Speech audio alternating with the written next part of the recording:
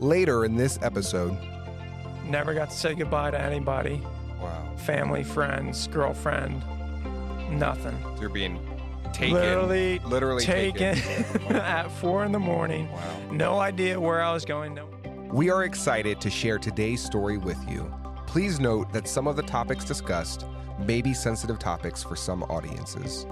Please read through the show notes for a heads up on the topics discussed and events covered in today's story. If it does not seem like it will be a good episode for you to listen to, we invite you to come back next week to hear our next story.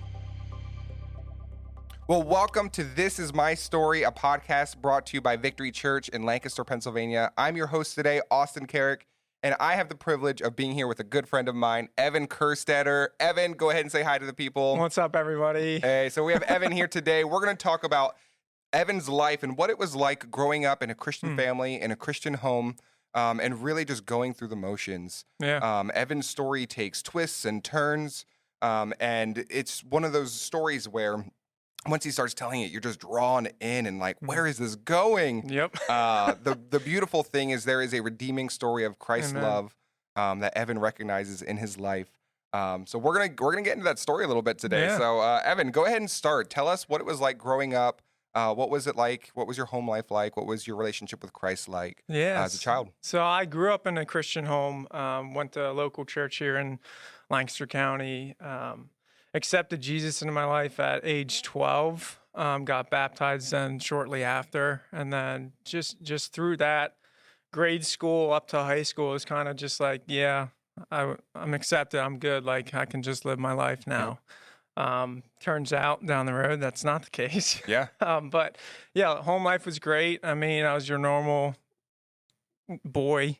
Yeah. Just always tapping on things, drumming on things, just crazy. Yep. Uncontrollable at times. So Evan is a musician, fantastic and phenomenal drummer, one of the best that I know. So that was always in your life. Was it always like yeah? So that kind of thing? A little bit on that story. My mom was sick and tired of me tapping on the walls and stuff. So then that's when I got my first drum set and first drum. So instead of tapping on walls, I was tapping on drums. But yeah, like I said, growing up in the Christian home, it was great. But like you said, it was kind of just walking through life. There was no deeper understanding. There wasn't really like we'd pray before meals, pray before bed, but other than that, it really wasn't a relationship. Yeah. It was just like, all right, I said the prayer, I got baptized, people know I'm a Christian. Such is life. Like it is what it is, right? Yeah. And then as I got older, really is when things started to change. Went to a Christian school, which was great. That really helped solidify my faith, I think, a little bit, just with being around good people with good morals. Yeah. Got into public school then. Things started to shift a little bit. Like, I wanted to fit in, be popular, whatever, star athlete, your normal, typical high school, middle school, teenager. And then that's when things, I guess, pretty much went downhill. So this was August of 2015 is when things really, really changed in my life for the worst. Got involved in a not so good relationship. She was taking me down a bad path, and I was so blinded by it. The devil just allowed me to be blinded by just lust and just selfishness. Yeah. I started to push away family, friends, all my close friends, and literally it was the two sides of a coin. I was so two-faced. Wow. Going to school and all that just because of this relationship. I was so focused on her instead of what I needed to be focused on was the big man upstairs. So just things were out of priority. Yeah. So when you're in something like that, a lot of times people don't recognize it. Did you know you were going down a bad path? No. Or were you like, were people speaking into you and like, hey, Evan, I don't know if this is a good idea. And you're like, no, it's good. We're good. I promise. And parents were doing that. My mom, especially. My dad is more of the soft-spoken one of the family. Love them to death. Love all my parents. Love both of my parents to death.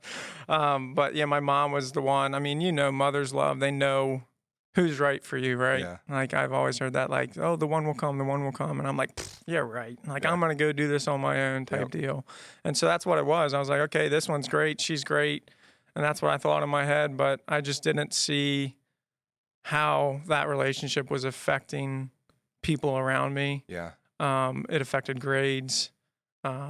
More so when I get into the concussion story then too. But so August 2015, going through all that relationship, I knew my parents didn't like the girl or her family, and just started leaning closer to her instead of leaning towards my family and Christ more. Yeah. So there was like a divide that was being there was created. a big divide. The blinders were put on. I just did not want to hear anything that my parents wanted to say. Yeah.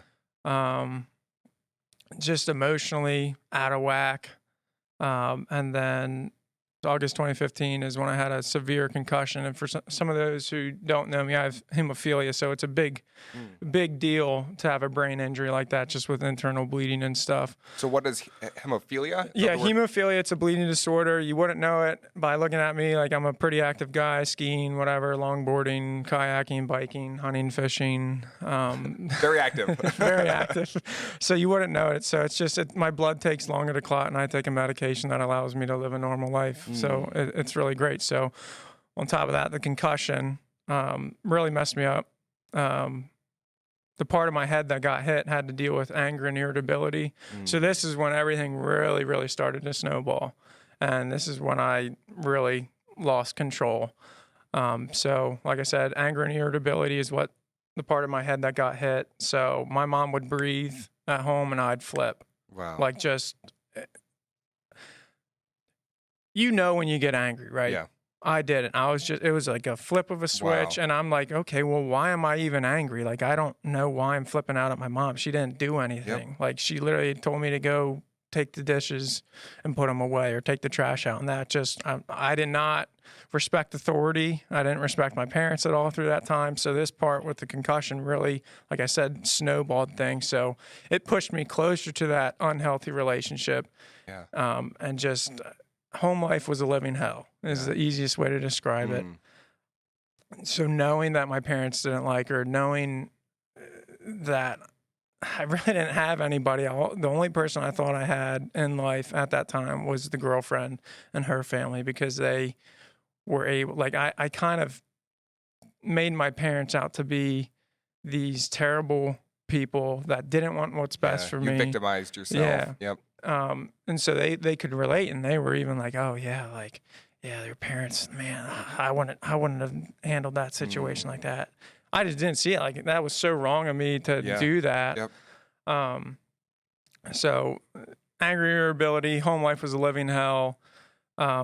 This is when my grades really took a dive. Like, I was a good student. Like I said, I had everything going for me growing up. Christian home, believer, good friends, good family. Were you in high school at this point? Yeah, this is high school. This is my junior year going into senior year. So it really happened over the summer. So having a concussion, I know you said like athlete, you were doing sports. Yeah. Like, did that change any of that for you? Like, yeah, did your whole world kind of take a flip? Couldn't really take sports. So August is when I got sent away to the ranch. So leading up to August, it was probably about a 4-month period when all this was going on, to make things a little clearer and easier to understand. So just picture a living hell for 4 or 5 months. All through the summer. All through even before the summer, like end of school, really. I started self-harming because it was rock bottom for me. Yeah. Like, I had nowhere to turn. And as a guy, like, what guy tells other guys their feelings, right? Like, it's just not normal for us to do, which I'll touch on that in part 2 of this, because I think it's very important for anybody who's struggling with anything, that it's not, no one's going to judge you if you're struggling. Like, we're all going to go through things in life. So, And I think even as somebody who grew up in the church, and I think it's partially something we put on ourselves, but you see that and you're like, oh, well, I don't want to be like one of those worldly men. Like, I need to be a man, and I need to be able to control my own feelings, and I need to be able to do X, Y, and Z, and all of these things, and not seek help. Especially too when you're like, well, God should be my source of help. which he is, but you hold all those feelings in and you're like, I can't share this to anybody because that's not what I'm supposed to do. Yeah. I'm supposed to be able to just step through this in righteousness and with faith. And it's hard, especially as a teenager. Like, you're processing all those things and it's just, you bottle them up and until it explodes at some point. Yeah, and this is when it really exploded. Yeah. So the self-harm, parents didn't know about it. No one knew about it. Like I said, it goes to that two-face. I went to school with scars, and no one would have ever known. Wow. Home life was hell. No one would have ever known because I just go to school, come back, and it would be hell at home and fine at school. And anytime I went out of the house, and I felt fake. And I think that's the burden I was trying to carry myself instead of doing the healthy thing and telling people or talking to somebody. So with self-harm, I was losing weight, wasn't really eating. It was probably down to like 110, and I'm a pretty big guy, so that was low for me. And then with the concussion, self-harm, stuff was going crazy. My parents then caught on, so they checked me in I was in and out of I don't know, I guess it's like a mental health hold down in the ER at LGH. I was in and out of there 3 times because my parents literally thought like I was all out of whack, chemical imbalances and all that. So we were going on different types of drugs to try to help. Saw a therapist. They diagnosed me with double depression at the time. So like literally like it was rock bottom for me. And so they're just trying to help. And I didn't see it like that. Very much living a double life. Yeah. Do people at school know this kind of stuff is going on? Do people at church know this kind of stuff is going on? Nobody knew. Nobody knew. They all think that Evan is still Evan. I mean, my parents' friends, I'm assuming they had to have known because my parents were talking to all their friends. They were always on the phone with somebody because they're like, their child is literally going down this path. They don't know what to do. So they're seeking help, but I'm not. Which is, I should have been, but I was, like I said, I was so blinded by just lust and just selfishness and everything, I guess, just with my focus was on that relationship and I was going to do anything in my power to keep it, which I'll touch on now. So during all this time, we've had cops called to our house 2 to 3 times, one because of all the yelling, our neighbors called the cops. So then the cops were talking to us. And then the second time, my dad is so gentle and kind and I love him to death. And he's worked through a lot of stuff himself. So I'm proud of him. Shout out to you, Dad. So I knew my parents were always calling doctors, calling whatever. And it's so stupid of me to do this, but I was like, well, I'm going to take all their phones and keep them so they can't call anybody. So I literally took all the phones in the house, sat them next to me on the couch. And I remember sitting there like this. And then my dad just came up and he tackled me to the ground. I'm sure there was a lead up to that. I wasn't just like, boom, I'm going to tackle you. There's probably a lead up because obviously I instigated it. And we wrestled for a little bit and I got on top and had my arm across my dad's neck. And like, I couldn't hurt anybody, like even my own family. I'm like, Dad, I don't want to hurt you. And I got off and ran outside and hid. I knew my parents were calling the cops because then cops showed up 5 minutes later. And then every kid knows their neighborhood, right? So like, I knew all the good hiding spots. And like I snuck back in, climbed on the roof, and then I heard him talking about, well, does he have a girlfriend? So I perked up. I'm like, oh, crap. I don't want to get her involved. I mean, she knows stuff's going on because I'm texting her and her family because her dad was very close with a lot of the police officers and stuff. So then they were like, well, do you have her address? And at that point, I knew I had to like kind of give myself up. So I sat on the steps and felt like a cool moment, like something in a superhero movie. I was like, are you looking for me? Sitting at the top of the steps. And then we all talked together and then they cuffed me and put me in the cruiser. And then they took me back to the hospital just for another like 24-hour hold. And then the last time the cops were involved, we were at a soccer game. I was supposed to be helping. It wasn't a mandatory meeting, but I was supposed to help with a field marshal for like line judging and stuff. So my dad and I were doing it, and my dad's like, we're going to go to this meeting. I'm like, no, I'm going to go watch my girlfriend play soccer because they're in, I forget, it was like playoffs or something. So I went, didn't listen to my parents. Kids, always listen to your parents. Yes, always listen to your parents, please. Especially if you're my kids listening, always listen to your parents. I've never been so embarrassed in my life. So I'm there sitting with my good friends who didn't know anything was going on at home at the game. My dad went to the meeting. He's texting me, really disappointed in me. He comes over to the game, literally was about to throw hands with her dad. And I've never seen that in my dad in my life. He was so ticked off at me. So they started yelling to both dads, and I'm like, I'm leaving. So then I ran and hid, and then my parents were all, my mom and my brother were going back on a walk, and here I am just fuming, going home. Yeah. And just verbal yelling, threats, I'm going to do this, I'm going to do that. When we got home, just, like I said, rock bottom, man. Yeah. Self-harmed again that night. So I was in a low place. And that's the night that I literally showed my parents for the first time. Like, I was like, look what you're making me do. Like, this is your fault. You put all the blame on them. Yeah. So that wrecked my mom and my dad. My brother was probably super annoyed at me because I was getting all the attention, and he wasn't even home like half the time because he knew anytime he went home, there was going to be a yelling match, a fight. So I do apologize to him anytime I see him. I feel like I'm like, dude, I know I put you guys through hell, and I'm sorry. So yeah, after all that, cops were coming. I let my girlfriend at the time, dad, know. So he was already like sitting in our development when he came, and they came, cuffed me again, put me in the cruiser, and then was in the hospital again.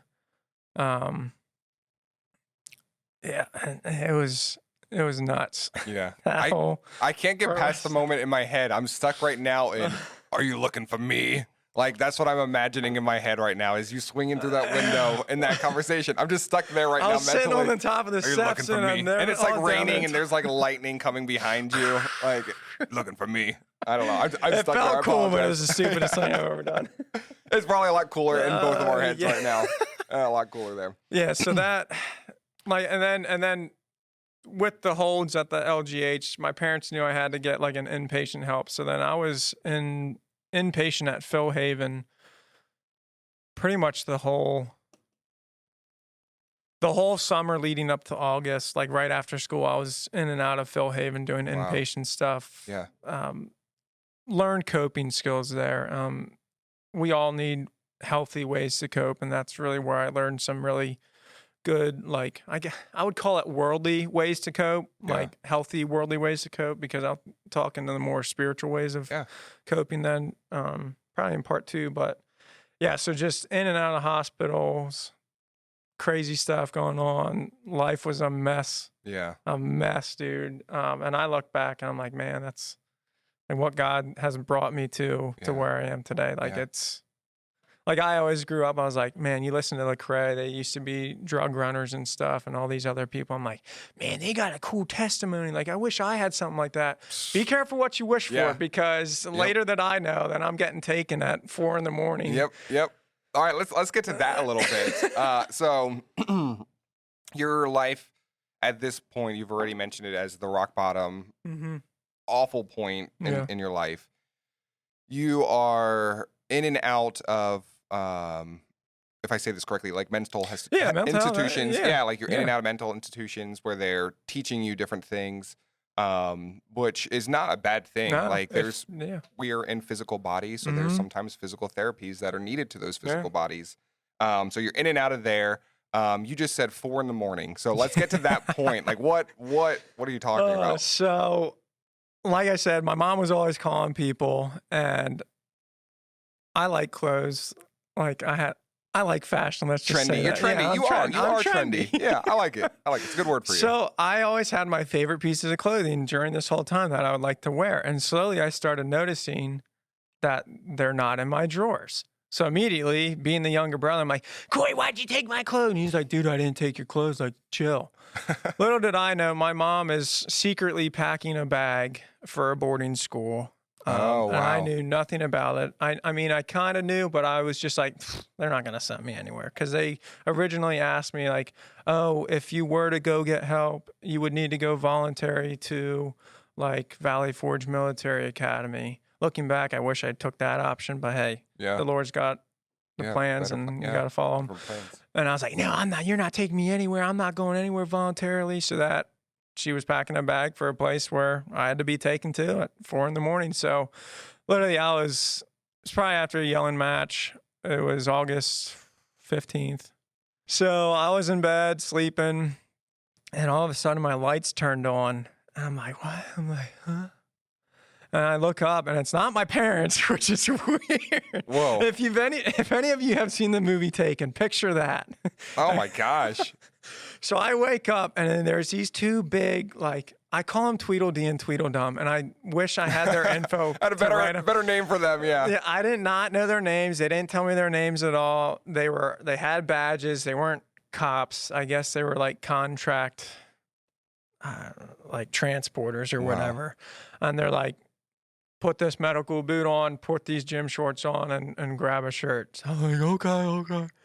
No, like, I didn't fight at all, which was weird. So, like, by the grace of God, like, I was just calmed and, like, did what they told me to do. Yeah. So that's where things kind of started changing now that I'm talking about it. Yeah. They put for those of you who work in healthcare, you'll know what a gait belt is. It's just a belt that medical people put around people to help hold them up and help them walk to regain their strength. So they put that on me so they could hold on. They put me in a medical boot, and I had gym shorts on and gym shoes on, and then a nice T-shirt. And I looked like ridiculous. For somebody who's trendy, that's not what you want to be wearing. I was Please cringing. do not let anybody see me coming out of this house, not because of what's going on, but because I look ridiculous right now. that leads into the next part. So little did I know, I'm getting transported to Harrisburg Airport. All I remember is seeing my dad physically cry for like the first time in years. So our house was like the front door, a hallway, steps. All I remember is seeing my dad walk through the other hallway, just crying. Never got to say goodbye to anybody. Wow. Family, friends, girlfriend, nothing. So you're being taken. Literally taken Wow. at 4 a.m. Wow. No idea where I was going. No one told me, oh, yeah, you're going to go to Harrisburg, and then you're going to go to a boarding school. You just knew you were going somewhere. Yeah, a black SUV, like a Tahoe or whatever, and the guy sat in the back with me, and the guy was driving up front. So that's when I clicked. I'm like, oh, like I'm being taken. Because like now I'm awake. Yep. So what I want to know is we're gonna wrap this episode and we're gonna do a 2-parter because Evan's got such an incredible testimony and just what God's about to do in his life at this point. So before we wrap this episode, tell us, like, what were your thoughts? You're in the back of this SUV, like. What are you thinking right now? You still don't know where you're going. What are your thoughts at that moment? Mad, very, very mad. Probably said a few words that I shouldn't have said. Yeah. Just very, very mad. Unsure, fear of the unknown, just fearful. Yeah. I don't know these people. I don't know where I'm going. Like, who knows? Can't even imagine. As a teenager, can't even imagine that. As an adult, I can't imagine. 17 years old, no idea what's going on. Wow. Well, thank you, Evan, for being here for this part 1. We're going to split this to a 2-parter. Please join us next week so you can hear the rest of Evan's incredible testimony of just what God did in his life and the way that he was able to meet Evan exactly where he was at and how he always does that for us. So tune in next week, and thanks for listening. Be blessed. Thank you for joining us on this episode of This Is My Story. Hearing these incredible accounts of God's work in our lives reminds us of the enduring power of faith. If you've been moved by these stories, don't forget to subscribe on your preferred podcast platform and on YouTube. And don't forget to share the inspiration with others who might need it. This Is My Story is recorded at Victory Church in the heart of Lancaster County, Pennsylvania. You can learn more about This Is My Story and Victory Church in the show notes. Thank you for listening, and be blessed.